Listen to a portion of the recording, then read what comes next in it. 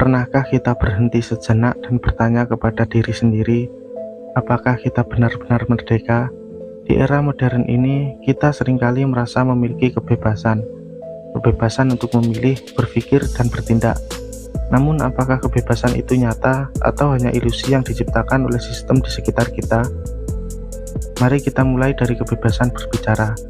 Kita hidup di dunia yang penuh dengan platform untuk menyuarakan pendapat. Media sosial, blog, podcast, semuanya memberikan ruang untuk kita berbicara. Namun seberapa bebas kita sebenarnya? Apakah setiap kata yang kita ucapkan lahir dari keberanian atau justru dibatasi oleh rasa takut dihakimi? Takut akan komentar negatif, takut dianggap salah, atau bahkan takut melawan arus? Banyak dari kita mungkin merasa aman ketika mengikuti opini mayoritas, seolah-olah ada jaminan bahwa berada di sisi yang sama dengan banyak orang adalah jalan yang benar. Tapi apakah itu benar-benar kebebasan atau hanya bentuk lain dari tekanan sosial yang memaksa kita menyesuaikan diri demi diterima?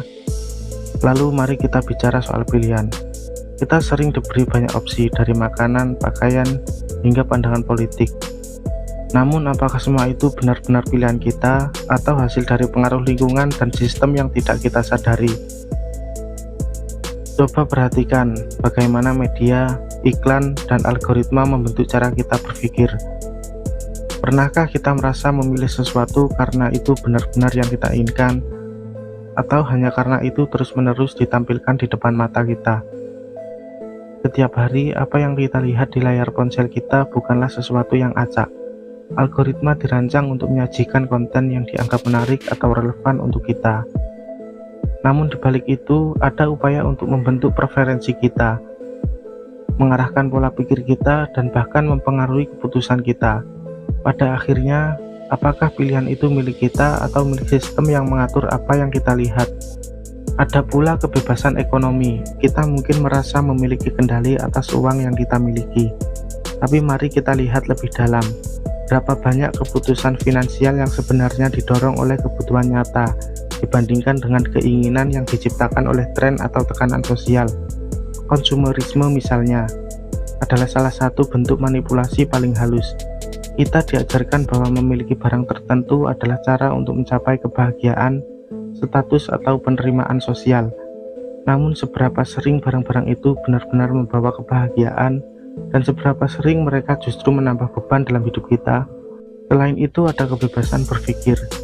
Kita seringkali merasa bahwa pikiran kita adalah milik kita sepenuhnya. Namun apakah itu benar?